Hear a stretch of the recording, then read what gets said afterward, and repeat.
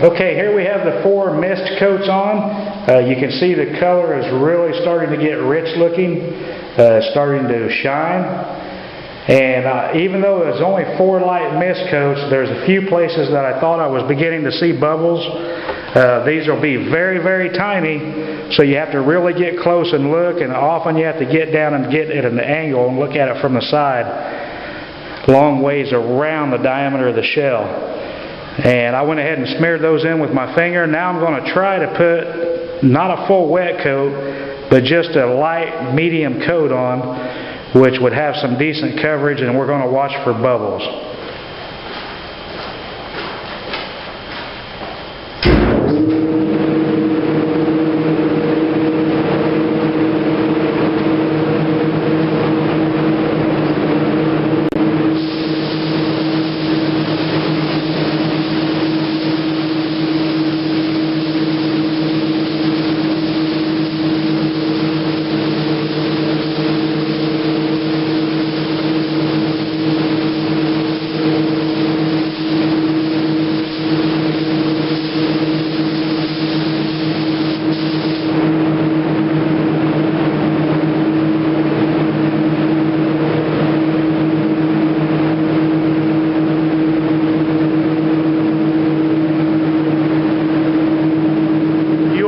Want to turn the heat way down so it doesn't cause the shell to bake that air out of there, which will help create the bubbles.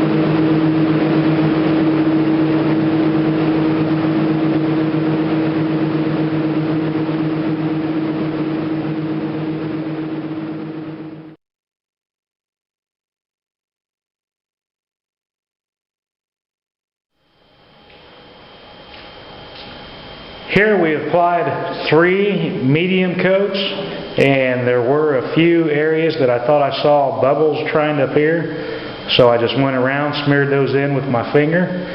And you might even mistaken the little lint balls that we talked about earlier that we tacked off of the dust coats. Typically there's still a lot of that on the shell when we're applying this clear, and you might even mistaken those for a bubble, but if it looks like a bubble, just go ahead and smear it in with your finger.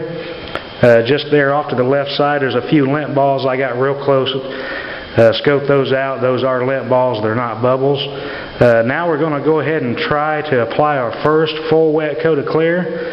And when I say full wet coat, we're going to try to put as much clear on the shell without the clear running off of it. It looks like we still got quite a bit of open wood grain, so we're going to try to fill that in. We're going to keep the temperature real low so it doesn't try to bake air out of the shell. It'll give the clear a chance to settle into the wood grain. This isn't super critical, but it does help if you have the capability to control that. So we're going to go ahead and apply our first full wet coat.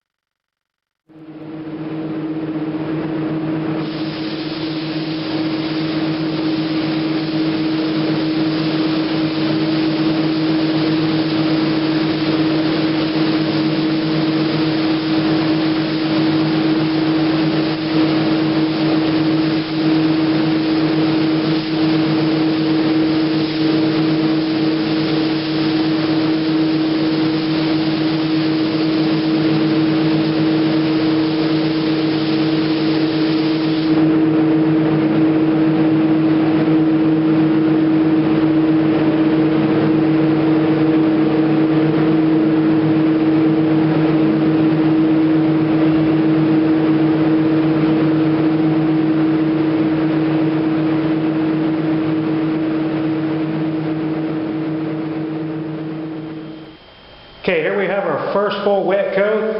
I'm going to have to throw in some more cautions on the air bubbles. After this first full wet coat, I went around the shell and found several air bubbles, quite a few actually. I wouldn't say thousands of them, but there were several on the shell. And the best way to describe them is they are very, very small. And you may mistake one for what I call a piece of lint, which is just a nib that sticks up, and all that nib is a sliver of the wood grain sticking up from the sanding process the factory did to the shell. Now, one way to tell a piece of the wood sliver sticking up between a bubble is, since we applied stain, that wood sliver standing up will be stained purple. Whereas if it's a bubble, it's not going to have any stain in it, it will be clear. So you have to you don't want to look straight at the shell, you want to look across the side of it and get in the right light. And by doing that, when you see the little nib sticking up, if it's dark, it's more than likely a wood sliver because it has stain in it. And if it's a bubble, it'll be clear or real shiny. Sometimes the slivers will reflect light because they have clear on them, but they won't look as transparent as a bubble will. But they are very, very small, and all you do is take the tip of your finger and smear them in lightly. And you want to do this before the clear sets up. And you can walk all the way around the entire shell and smear all the bubbles in. Wait a minute, walk back around it again, and you'll find more.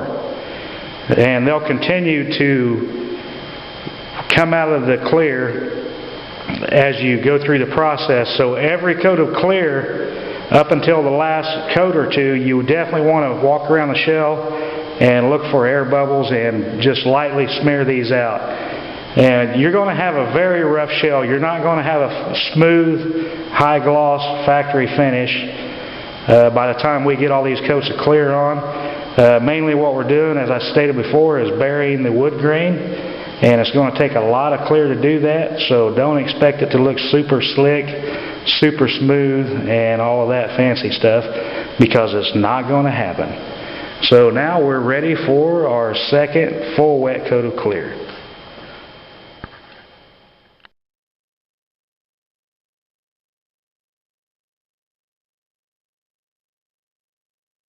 Giggity giggity, giggity goo. Stick around.